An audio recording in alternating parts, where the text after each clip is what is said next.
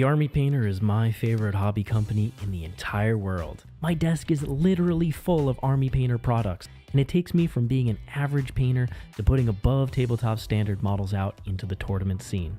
Not only that, but the Army Painter has sponsored more competitive play than any other hobby company in the industry. They allow us to keep doing the things that we do. If you enjoy the Army Painter as much as I do, head over to thearmypainter.com where you can use the discount code ARTOFWAR5 to get a discount on your next order.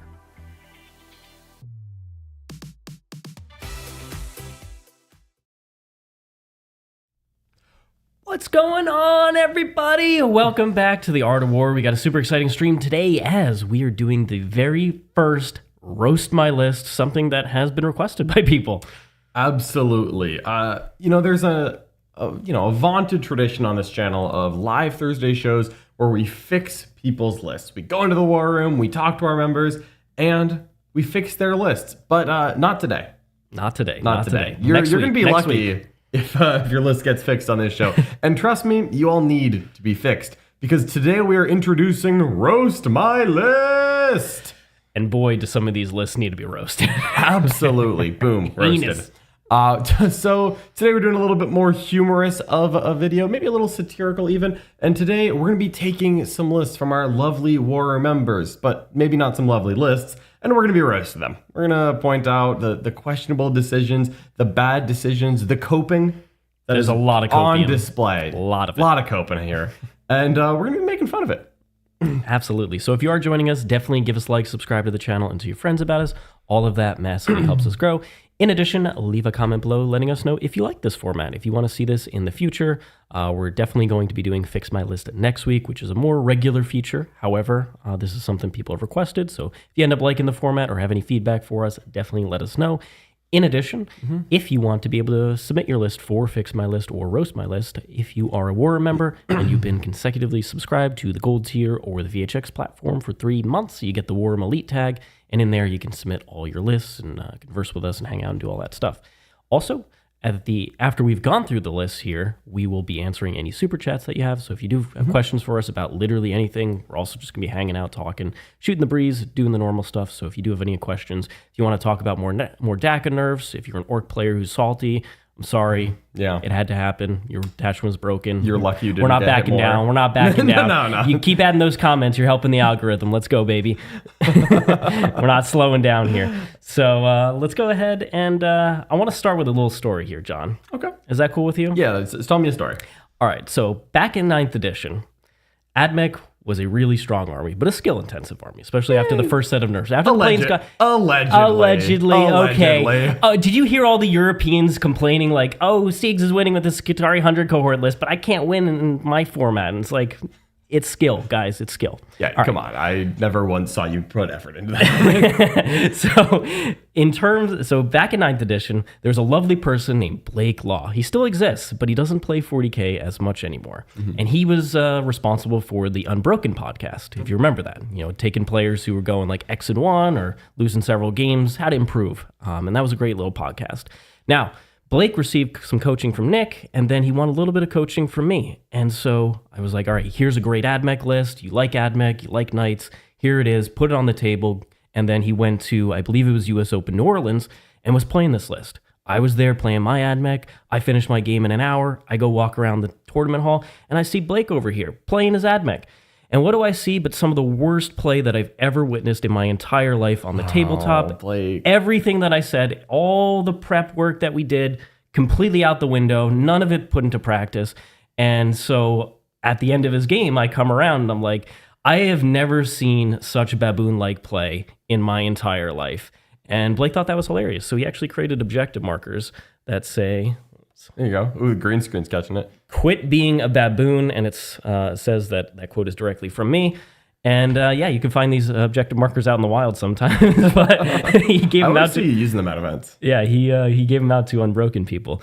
But anyway, let's talk about a list that is complete baboon style. Absolutely. Here, let's start off with let's this one, just go right in here. So here we go. We've got a Necrons Hypercrypt list here, and this is straight up baboon play. Here we go. We got a Chronomancer with Dimensional Overseer, which allows you to get an additional teleport. Got the Silent King. He's the warlord. He's the big baddie. There's 10 warriors in here for absolutely no reason, like you're trying to play the mission with this thing.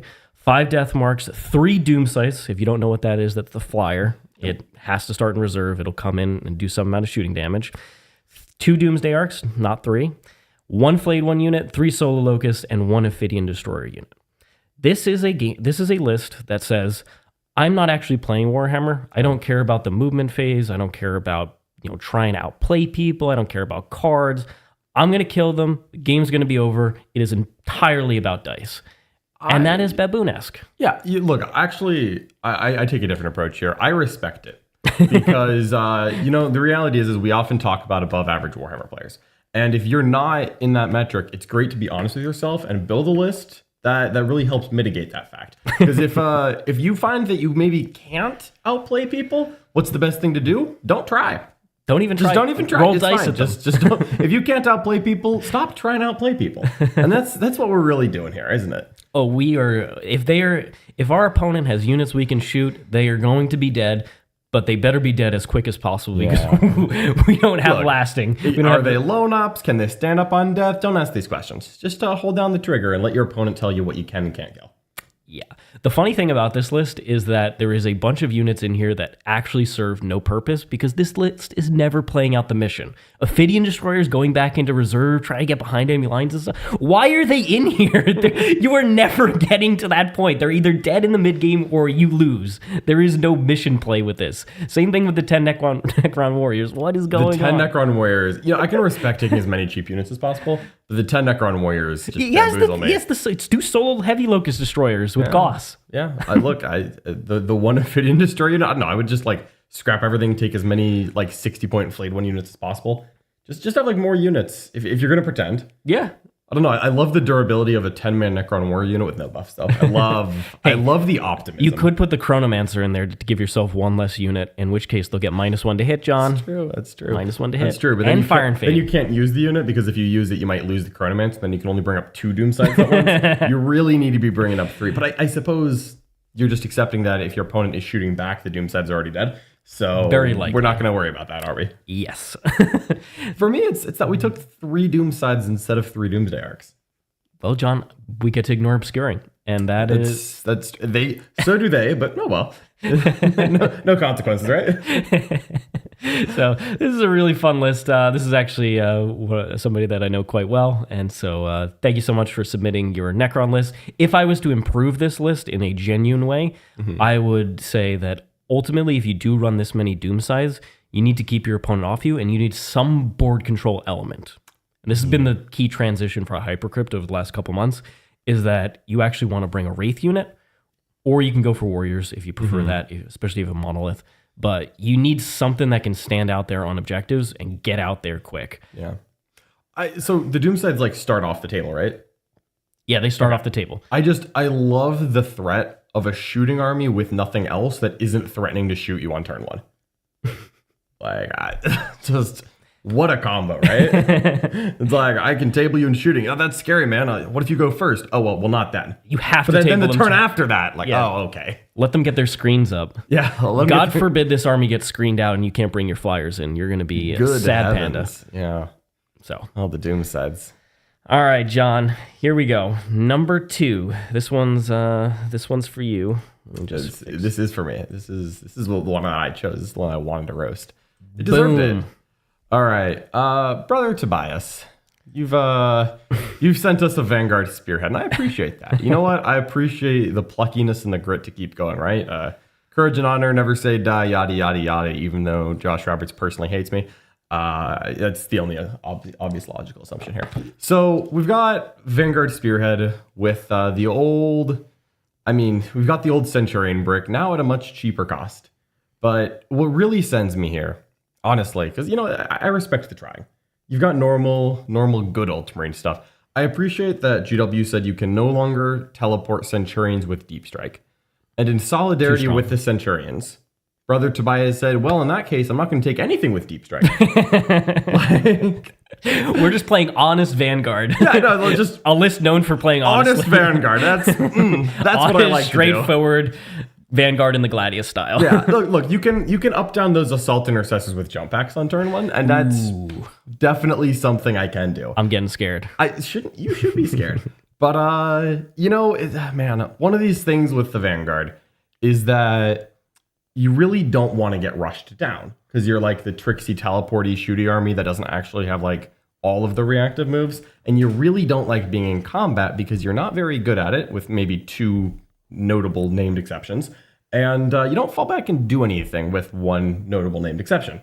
But like, your Centurions are bad in combat, don't fall back and do anything. Your Desolation Marines are also the same. So the goal is that you're stopping your opponent from wanting to rush you down. Because if your opponent decides, I'm just going to rush you down, and it works, this game can end in like a bad turn. Bad. And so you really want to put a lot of effort into that. And that's why I love the Centurion Devastators, teleporting turn 1. It's why that was so crucial to me. That's why Josh took that away from you. Exactly. If you go first, I'm going to get to teleport and do my thing. But you can't do that now. And there's nothing that can do that. I personally, maybe like an Inceptor brick. Maybe they got cheaper recently. Yeah. Maybe a 6-man Inceptor brick to really start on the table, keep people honest. Be like, I can do this turn 1 if you try to stage on me. John, the thing is, we got to be a snowflake here, okay? We can't possibly run any of the good deep strike units. Yeah. Seriously, right? But then we're adding Desolation Marines. We're taking our elite expensive list, and we're just like, you know what we're going to do? We're going to make it more expensive and more elite. And you know what? I appreciate that you can take these Desolation Marines and make them +1 ballistic skill for CP, which they still hit on 4s, and that doesn't change at all. But I appreciate that we're doing it anyways. But the real thing with these Desolation Marines is it's the conflict of play patterns. Because you know what indirect is? It's chipping people and incentivizing them to run straight at you, which is what Vanguard is already doing and what you've taken away the tools to counter already. So we're really dialing in on, if my opponent runs at me, I have 1 turn and 2 epic heroes to try to counter that. And if that doesn't work, it's immediate curtains. This is just completely relying on the badassness of Marneus Calgar and Rabuti Look, his shoulders are strong and broad. If anyone can carry that game, it's Marneus Calgar. Certainly not going to be Brother Tobias' player skill, right? Yeah, no. Look, Brother Tobias. I mean, he's making Centurions work with that deep strike. Props to the man. That's fair. He might be the genius we've all been looking for. Maybe he's getting ready for like UKTC terrain where you don't actually need deep strikes. You can shoot everything from the table edges anyway. That's fair. Liam VSL shaking in his boots. Not going to win a 4th LGT in a row. No, certainly not. But I do worry a little bit about some of those like GW or WTC tables where like as soon as the terrain touches the side of the table, and you're like, this firing lane is now 13 inches long. And that's where those Centurions really want a deep strike, and that's where someone wanted deep strike. Maybe not the Centurions. And you know what? What are you gonna do? Cut the Centurions from Vanguard Spearhead? I think not. Hey, they went down in points, John. Okay. No. You keep them. If you're playing Vanguard Spearhead, you're still taking Centurions, but you need something teleporting turn 1 in case someone looks at you, does a little bit of like finger math, and is like, hang on, if you go first, you don't get to shoot me because your guns move 4 inches or are 18-inch range. And if I go first, I get to run right at you and you don't do anything, right? That's correct. Oh, okay. Well, just on the line. Like, as soon as people realize, like, I just deploy on the line, unless you have up-down shooting turn 1, and that's why you really need that Inceptor squad. Brother Tobias says he's the #1 Space Marine player in Germany right now. Excited to see you on the Tobias WTC team. Jesus. Roast my list, John. I can't hold back, man. No, you can't. I can't. Also, I love Brother Tobias. Absolutely. Brother Tobias. I really appreciate you. He signed up for this. He did. Everyone. Should we clarify that everyone on Roast My List volunteered for Roast My List? Yes, they did. We should clarify that. Brother Tobias, all things considered, I love you keeping the flame alive, holding the torch of Vanguard Spearhead in the face of abject hatred from Nottingham. But this is, you're so close. For me, it's the Desolation Marines. Get them out of there. Just get them out of there. Give me an Inceptor squad, please.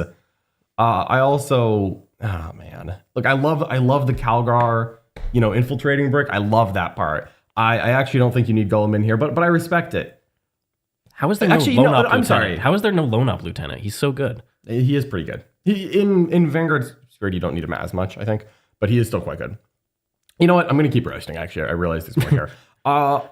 Who's getting the second oath for Guilliman? Like, I appreciate that Oath, like, makes everything better. But, like, I have a theory that in Vanguard Spearhead, you don't need that because you don't have 2 units that, like, need Oath here. You have the Eradicators, which need Oath when they shoot at infantry, but, you know, whatever. The Centurion Devastators, their best thing was that they didn't need Oath, right? They're already, like, a hit on 2s reroll hits kind of unit. You can get +1 to wound on your twin-linked las cannons. Like, it does make them better. But, like, I feel like you're really not getting 345 points of better out of that. I'm just saying. Same on the Eradicator. I'm just saying. It's not 100% necessary. Yeah, it's not. What's Gilman's third aura? It's the +1 leadership OC. It's actually, or +1 OC and reroll leadership. It is quite good, but... Yeah. Yes, the Captain Phobos armor redeploying the Centurion Devastators before you know who's going first. Yes, I do love that. No. Fair play, brother Tobias. You do redeploy them behind a wall, then you move 4 inches and 2 of them get to shoot. Mint.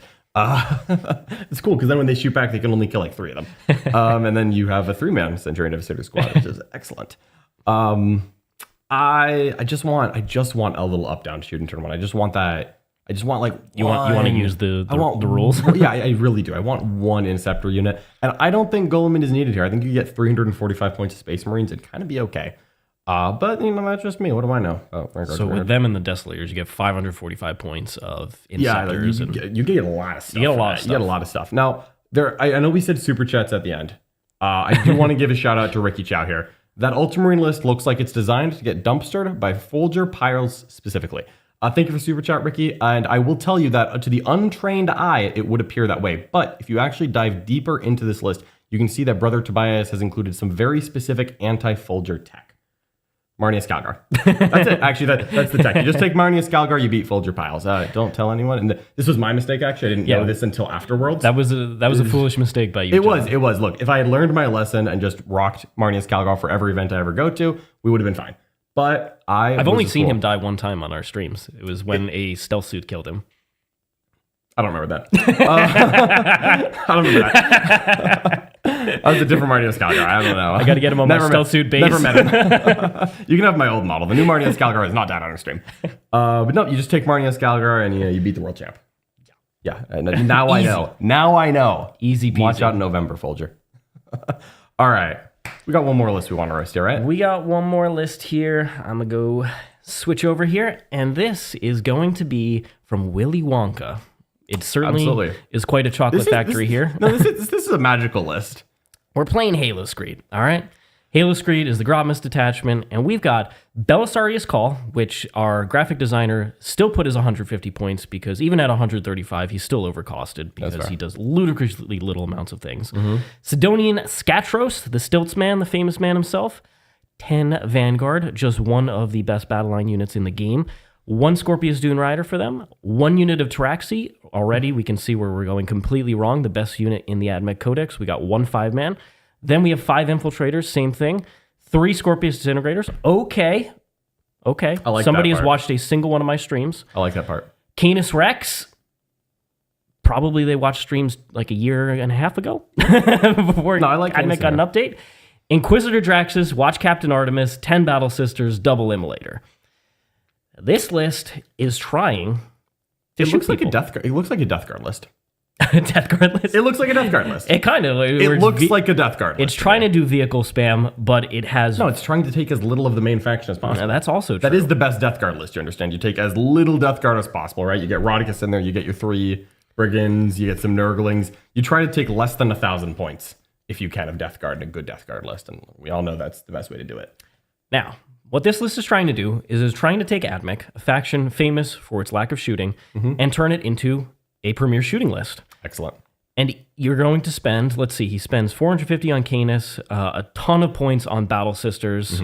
He brings in Draxus, spending like basically over half his list on guns and support pieces that end up not going to be that amazing. No, ultimately, the problem with Admech is that it doesn't shoot that hard and you don't want to lean too heavy. You need to bring enough shooting that people respect it, and if you go all in on the shooting, you just don't shoot as hard as something like Ultramarines Gladius or any of the ludicrous shooting armies out there. You're just going to get wrecked in a shootout. That Necron list will wreck this thing as soon as it comes in with its Doomstice. Now, hang on.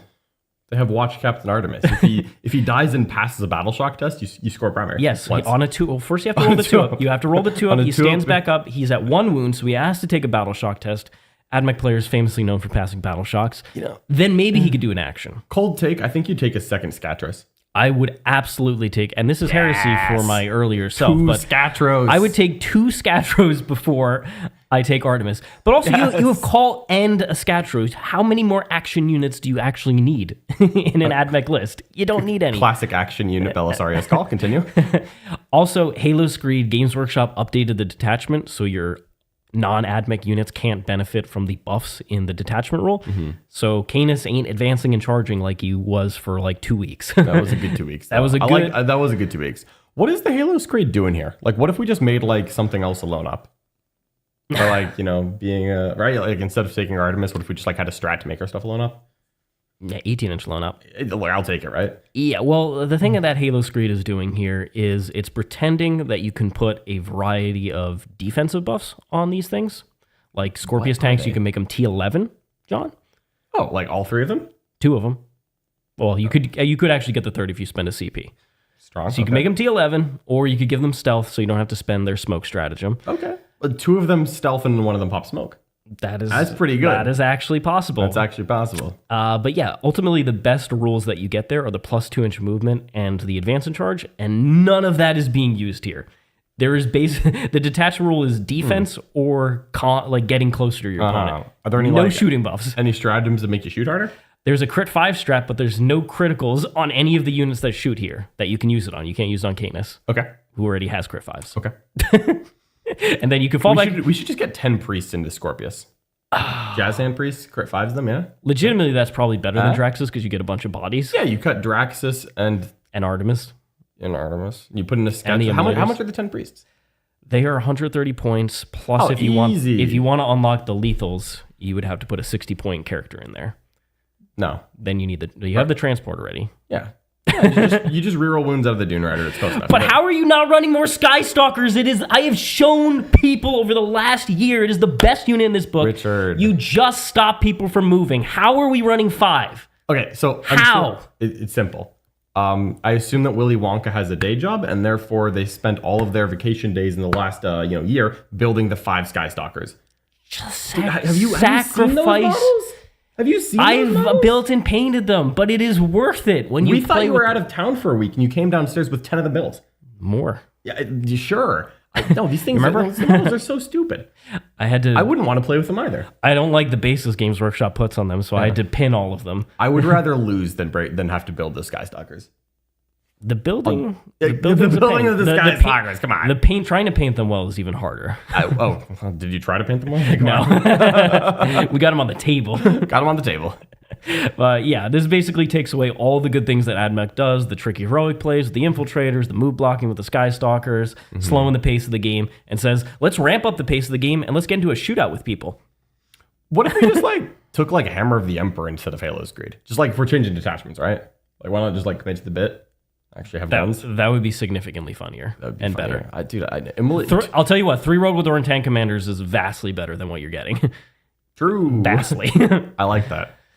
In addition, not immolators, the Hellhound is significantly better than the immolator. Yeah. In my opinion.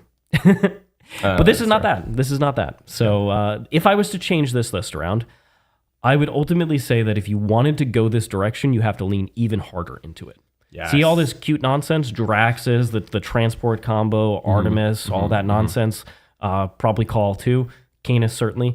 Get all that out of there and instead grab 3 Helverins. Okay. Because you're already stripping cover, which the Disintegrators and the Helverins really love. Respect. Get the 3 Helverins, 3 Scorpius tanks. If you still have points for Call, you can get the reroll 1s on your Scorpius tanks. Then you have 2 immolators as well. And you just go all vehicles all day, and you try and play more MSU than this. But this is not good. Canis is really slow in Admech. Hey, he moves 10. Just take a Lancer. Yeah, take a Lancer. I'm not taking the Lancer. I've played against the Lancer too many times that it's so easy to move block that I just do not care. What kills me about the Lancer is I always charge it with 10 Hormigons. My opponent's oh man, if I roll a single 1 on 20 dice, you just live. I'm yeah. I had a game where it charged into some Scorpion, some battle line Skitarii, and then I heroic a second unit in there, and they just survived for like 3 turns in combat, auto-seeing him as well. Oh, that's sad. Yeah. So if you want to change this around, I would go even harder on the bit, more MSU vehicles, and just take away all the cute stuff. Don't even worry about that. But that's basically what I would do. All right. Now, last thing to note is major hype moment. Is we have finally reached the end of the Streamhouse RTT, which is now released. I believe it is just released right now in the War Room. So if you want to check out the finals match, it is Chaos Space Marines versus John's undefeated Emperor's Children. Let's go! Going head to head, and should be a really exciting matchup. The post game is also available in the War Room right now. So if you want to check out the finals for the Streamhouse RTT, check it out. That 3-day free trial, thewarroom.vhx.tv. It's a banger of a game and super exciting. So let's answer some of these old super chats here. And if you have any other questions for us, definitely let us know.